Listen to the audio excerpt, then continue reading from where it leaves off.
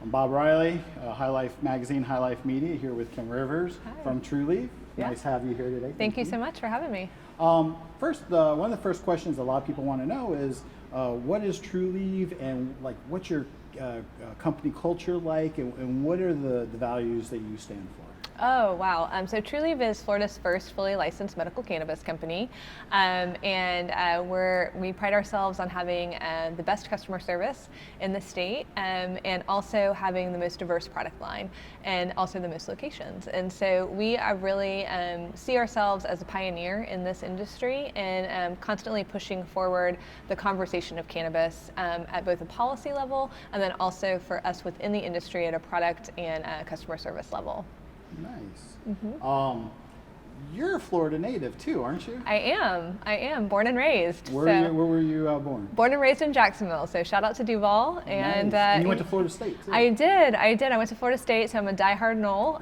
So I was student body president at Florida State, and went to law school actually at Florida. So I can talk both Knoll and Gator when forced. When needed. When needed, exactly. So for our grand opening in Gainesville tomorrow, that is sort of a second home. My brother actually lives in Gainesville and is an assistant professor at Florida. So. And you have another store opening, I think, in Fort Myers, right?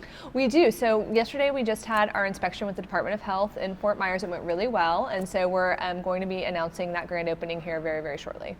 Nice. Yeah. Thank you. I want to ask you, do you support the Regulate Florida petition to regulate cannabis like alcohol? Absolutely. So we have the Regulate Florida petitions in all of our stores. That was a recent joint venture between Trulieve and Normal. We're also working to have representation within Normal, and encouraging our local dispensary personnel and managers to be involved in their local Normal chapters. And so we're, I always say that we as a company would not be here but for the advocate community. And so it's now our corporate responsibility to be involved and stand, side by side as partners in this movement, continuing to push that conversation forward. So absolutely, we are supporters, and we see ourselves as strategic partners. I've noticed that you are the CEO, so you're a woman of cannabis. I am. You're a woman in cannabis. I am. Can you speak a little bit of how that's a little different than the norm, because women are severely underrepresented in the cannabis industry as a whole? Could you speak to some of your experience? Sure. So, the cannabis industry has been fantastic, and it really has been such a blessing. I can tell you that I've been involved in a number of other business ventures, and I'm also, a recovering lawyer who worked in a large law firm doing mergers and acquisitions and securities work. And so this industry is very different in that because it's compassion-based, I feel that it's given me as a woman an opportunity to really personally connect to our patient base, and maybe in a little bit of a different way than perhaps a male counterpart, in that, grand openings are my favorite days. I literally am able to work the counter and give hugs to our patients, and really connect on that personal story level, and see how our products are affecting and changing quality of life for patients across demographic, age spectrums, the whole gamut. And so I think that it also allows me to connect to certain demographics of patients. So for example, moms, I've personally connected to a number of mothers that have children that are our patients, and I'm a mom also, and so I just think that I have the ability to really personalize some of those stories a little bit differently than perhaps others. But and I think that from an industry perspective, it's wonderful because I'm able to present a profile of a female CEO in this very fast-paced, ever-changing environment, and hopefully do that with grace. That's my goal every day, and serve as an example, hopefully, for other women who are interested in running companies, and particularly interested in being in cannabis in Florida. I'm going to get a little political here. That's fine. For a second. Go ahead. Florida passed Amendment 2 with 71.3% of the population. Yes. The largest margin of any state. Mm-hmm. Yet we were the only state to have to go into special session to be able to get medical cannabis passed. Yep. As a native Floridian and as a Florida resident, can you share your views on how you think the legislature should have handled? Legislative should have handled? Sure. So, you know, Florida is an interesting state politically, right? And I think perhaps being in Tallahassee for as long as I've been, it gives me a little bit of a front row seat to a lot of the ins and outs of kind of what happens and the push and pull between, say, executive branch and the legislative branch and even the court system. And I think that that was on full display and has been on full display with the cannabis industry in Florida. And so I think that you know, what happened last session was very frustrating and very confusing, certainly for companies like ours, also I know for physicians and most importantly for patients, because we were caught in this limbo, right? It passed January 3rd, it went into effect, but there was no, you know, legislation or guidance on the books, so folks were kind of in this limbo. What do we do? Is it okay to sell product? Is it not okay? And so I think that, you know, speed is important, and being, you know, responsible in upholding the will of the voters is also very critical. I was glad to see that the legislature did come back and they did make medical cannabis a priority. I am hoping that if they do choose to visit it again this year, which it looks like that may be happening, that, you know, while I 100% understand the need for, you know, the conversation surrounding additional licenses and all of those things, I really would like the conversation to center around patients and physicians, because I think that there are so many things that could be done that haven't been done for patients. And you know, yes, it's a business, and yes, you know, there's certainly capital interests, but at the end of the day, it really should be about the patients, and certainly from a policy standpoint, it should be about the patients. So, you know, right now there's a lot of conversation between the Department of Health and the Senate because there hasn't been new licenses issued. The Senate's really angry about that, and so you're probably going to see some fireworks between the Department of Health and the Senate over the next several weeks is what I foresee. And then, you know, we'll see going into session. It's an election year. This is a controversial issue, so whether or not they decide to take it back up or not. But there's a lot of work to still be done, a lot of work to be done legislatively and from a policy standpoint on this issue. Florida legislature made flower illegal in the state of Florida. Do you support flower? Absolutely. Absolutely.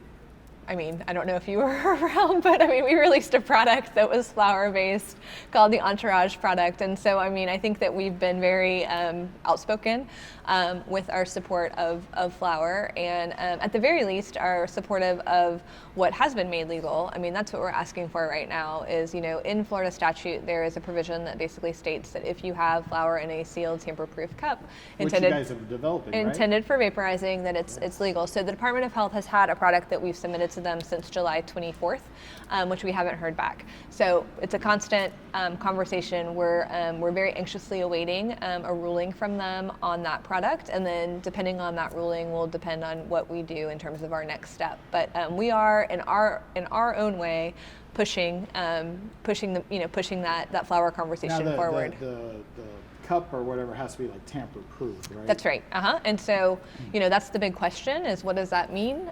You know, there was thankfully some testimony by Representative Rodriguez on the floor that gave some color to that and basically used our current small flower vaporizer cups as a model. And so basically we just took that and made it bigger for our kind of generation 2 product. And so we're hoping, since that guidance was given and it was certainly cited in our amendment that we filed with the department, that will be an acceptable product. Awesome. Yep. Now I'm going to kind of take it towards CBD products. Sure. Trulieve creates CBD products. Mm-hmm. Florida legislature has stated that the whole plant is medical cannabis. Mm-hmm. Okay, and as a grower, you had to fork out money for a license to be able to do CBD. Mm-hmm. Yet you can go into almost any vape store and get Hemp Derived CBD. What's the difference? One. Yep. And two, what are your views on allowing that to continue in the state of Florida? So the difference between our product and a hemp-derived CBD product is that our product is taken from the flower.